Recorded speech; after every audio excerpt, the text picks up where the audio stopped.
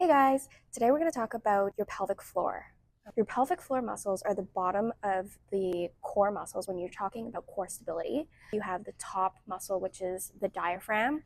You have the bottom muscles, which are the pelvic floor muscles. And then you also have the abdominal wall or the abdominal cavity that contains all of the abdominal muscles. It's really important to have a connection with the pelvic floor muscles because we often forget about them when it comes to core stability. Your pelvic floor muscles are really important because they control bodily functions that are essential to the body, like when you go to the bathroom or when you have sex. So I'm going to show you an exercise so you can connect with your pelvic floor muscles in order to build a good foundation for your core.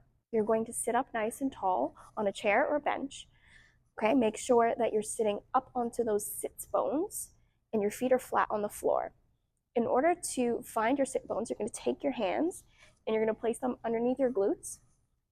And where it hurts on your hands, where you find your hips meet your hands, that's where your sit bones are. Okay, so we're not going to round the back and slouch, or we're not going to arch, because then you lose that connection with the sits bones. With your spine nice and elongated, you're able to sit right on top of those bones. You're going to take a nice deep breath in. As you take a deep breath in, you want a diaphragmatic breathe. So allow your abdomen to expand. On your exhale, abdomen's going to come in. But this time, I want you to think that the sit bones that we just palpated are going to melt towards the floor on your exhale. Okay, so you're going to inhale. On your exhale, sit bones melt towards the floor while you're keeping your spine elongated. On the inhale, I want you to think drawing those pelvic muscles in and up.